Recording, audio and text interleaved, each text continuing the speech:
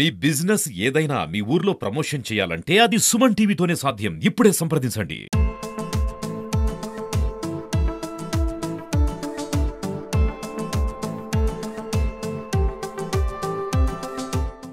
పేరు డిఎస్ పార్వతి.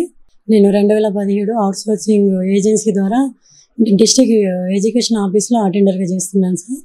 నేను 2017 నుండి గత 2022 డిసెంబర్ వరకు ఎలాంటి ప్రాబ్లం లేదు సార్. 2023 ప్రజెంట్ 2023 నుండి ఈ రోజు వరకు డిఓ రామారావు అని ఒకసారి వచ్చారు సార్. 1.5 year అవుతుంది. సో జనవరి నెల నుండి జూన్ జూలై నెల వరకు పర్సనల్గా కులం పేరుతోని మహిళలను చూడకుండా అవుట్సోర్సింగ్ అటెండర్వి అని నానా రకాలుగా మానసికంగా 10,000 జీతంలో ఎలా ఫ్యామిలీ మెయింటైన్ చేద్దాను, 10,000 జీతంతో ఎలా నువ్వు బండి మెయింటైన్ చేస్తున్నావు, నా మాట విను, నా మాట వింటే నీ లైఫ్ బాగుంటుంది, నీ ఉద్యోగం ఉంటుంది, లేదంటే నీ ఉద్యోగం పోతుంది, తర్వాత నన్ను అడగొద్దు, నేను ఎందుకు చెప్తున్నానో నేను చెప్పిన మాట మంచిగా విని అర్థం చేసుకో సో అని చెప్పేసి నానా రకాలుగా ఇండివిజువల్గా అంటే ఇండైరెక్ట్గా ఏదేదో మాట్లాడడం జరుగుతుంది సార్. ప్రతిరోజు 2 రోజులకు ఒకసారి అట్లా డే బై డే 2-3 డేస్కి అట్లా జరుగుతుంది. ఆ క్రమంలో నేను నా కుటుంబ పోషణ నిమిత్తం పిల్లల కుటుంబ బరువు బాధ్యతలు ఉండడం వలన తను ఏం చెప్తున్నాడు అనేది కొంతవరకు నాకు అర్థమైనప్పుడు కూడా నేను అవి నా దృష్టికి తీసుకురాకుండా తను ఏదైతే మాట్లాడుతున్నారో అవన్నీ పక్కకు పెట్టేసి నా ఉద్యోగ నిర్వహణలో భాగంగా డైలీ నేను నా ఉద్యోగ విధి నిర్వహణ సమయం ప్రకారమే వచ్చి రోజు లేట్ అవర్ డ్యూటీ నుండి ఇంటికి వెళ్ళడం జరుగుతుంది సార్. అలా జరుగుతున్న క్రమంలో ఒక 6-7 నెలల తర్వాత డిఓ గారు నన్ను ఈ వేధింపులు ఎక్కువగా ఇంకా ఎక్కువ మాట్లాడడము, ఫైల్స్ వేసి కొట్టడము, కులం పేరుతో దూషించడము, చిన్న ఉద్యోగం నుంచి పెద్ద ఉద్యోగుల వరకు లంబాడీస్ వాళ్ళు ఎక్కువ ఉన్నారు, పొలిటికల్ లీడర్ల వరకు నువ్వు ఎవరితో చెప్పుకుంటావు చెప్పుకోపో, నువ్వేం చేసుకోలేవు, నా మాట వింటే నిన్ను వెళ్ళే చివరి వరకు అయినా నీకు పర్మినెంట్ చేసిపోదా, నేను ఎందుకు చెప్తున్నావు విను అని ఇదే చెప్పిన మాటే చెప్పడము, అన్న మాటే అనడము, ఇంక అవసరం అందులో ఇంకొక 2 మాటలు కల్పించుకొని వేరే మాట్లాడడము, ఇలా మానసికంగా ప్రతిరోజు నన్ను మానసిక గురి చేయడం జరుగుతుంది సార్. ఆ క్రమంలో ఒకరోజు నేను నా పిల్లలు బాగాలేక శుక్రవారం రోజు నాకు 2 days లీవ్ ఇవ్వండి సార్ అని అడగడం జరిగింది. ఆ లీవ్ ఇవ్వకపోగా పై నుంచి సాటర్డే రోజు 6:30 అయింది సార్. ఈవినింగ్ సాటర్డే రోజు నేను 6:30 అవ్వడంతో తోటి అటెండర్ ఉంది సూపరింటెండెంట్ గారికి నా డ్యూటీ టైం అయిపోయింది సార్, ఇవాళ ఈ అటెండర్ ఉండారని చెప్పేసుకొని వెళ్ళడం జరిగింది. ఆ వెళ్తున్న క్రమంలో నైట్ నా కూతుర్ని ఏరియా హాస్పిటల్ అడ్మిట్ చేశాను. 10th class చదువుతా సార్. ఆడకూతురు నాకు. వాళ్ళ భవిష్యత్తు కూడా చూస్తున్న ఆలోచన మేరకు నాకు హాస్పిటల్లో ఉన్నాను.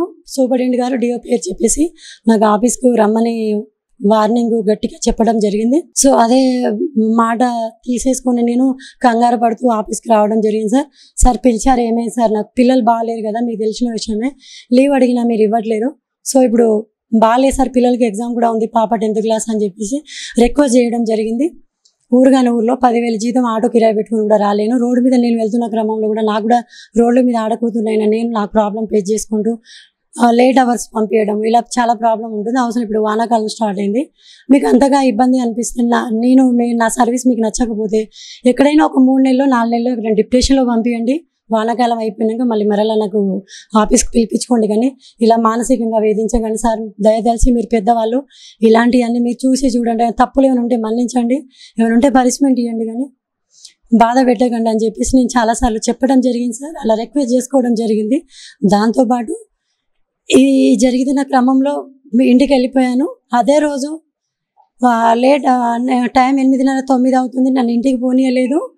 ప్లస్ నా ఫోన్ లాక్కొని నా మీదకి నన్ను చేయబట్టి లాగడం అలాంటివి చేయడంలో నేను వెనక్కి వాళ్ళ చేతి నుంచి తప్పించుకొని వెంటనే 100కి డయల్ చేసి పోలీస్ వాళ్ళ ఆశ్రయంతో నేను ఆ రోజు నైట్ ఇంటికి వెళ్ళడం జరిగింది. అదే రోజు నెక్స్ట్ డే మార్నింగ్ డిఎస్పీ గారికి కలవడం జరిగింది. డిఎస్పీ గారికి కంప్లైంట్ ఇవ్వడం జరిగింది. డిఎస్పీ గారు మరి పిలిచి ఏం మాట్లాడి తెలియదు, నన్ను కలెక్టర్ గారిని కలవమన్నారు. కలెక్టర్ సార్ కూడా ఒక కంప్లైంట్ అదే రోజు రాసి కలెక్టర్ గారిని కలవడం జరిగింది. కలెక్టర్ గారిని పిలిపించి మాట్లాడదాను, డ్యూటీ చేసుకో అమ్మ అన్నారు. అదే మాట మేరకు నేను వచ్చి ఆ రోజు నుంచి నేటి వరకు ఉద్యోగం బాగానే చేసుకుంటున్నాను. ఎలాంటి ప్రాబ్లం లేదు సార్. ఆ రోజు నుంచి స్టాఫ్ కానీ డిఓ గారి దగ్గర నుండి కానీ ఎలాంటి ప్రాబ్లం హరాస్మెంట్ ఏం లేదు.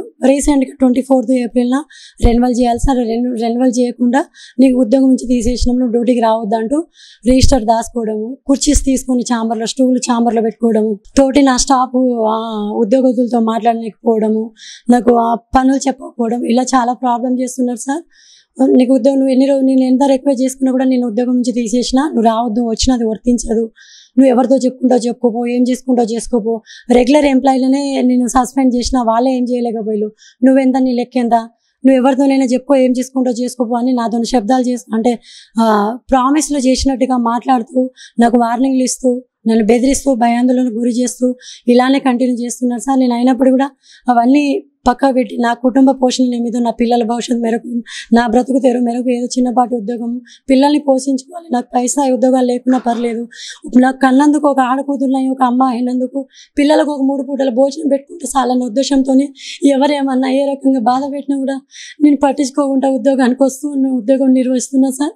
కానీ గత 20 days నుంచి నాకు లాస్ట్ మంత్ జీతం కూడా ఇవ్వలేదు సార్. అది కూడా అడుగుతూ ఉన్నాను, దీంతో పాటు అది కూడా అడుగుతున్నాను. బడ్జెట్ లేదు అది ఇది అంటున్నారు, మళ్ళీ పెట్టారో లేదో నాకు తెలియదు. నేను అడిగితే రెస్పాన్స్ కావట్లేదు, నువ్వు మాతో మాట్లాడొద్దు, నువ్వు ఎవరు మాట్లాడడానికి అని చెప్పి స్టాఫ్ వాళ్ళతో వాళ్ళు డిఓ గారు అన్నారు, ఆర్డర్ ఇది అది, నువ్వు మాట్లాడకంటే మాట్లాడదని అంటున్నారు. రెన్యువల్ చేయట్లేదు సార్. నేను కోరుకున్నా సార్, నేను ఓపెన్గా నేను కోరుకున్నది, నాకు ఎలాంటి చెడు ఆలోచనలు ఉద్దేశాలు లేవు. నేను ఒక ఉన్నతమైన కుటుంబం నుండి వచ్చినాను, నేను ఒక ఉన్నత స్థాయిలో నాకు సాధ్యం నేను చదువుకున్నాను సార్. నాకు 2 పిల్లలు 10th class అయిపోయి ఆడకూతురు ఉంది, ఇంటర్ ఫస్ట్ ఇయర్ అయిపోయి మగ పిల్లోడు ఉన్నాడు. ఎలాంటి ఆర్థిక సపోర్ట్ నాకు లేదు సార్. ఫ్యామిలీస్ ఉన్నారు, కానీ ఫ్యామిలీ పరంగా వస్తే ఎవరిది వాళ్ళు చూసుకుంటారు, వాళ్ళ మీద డిపెండ్ అవ్వడం కాదు.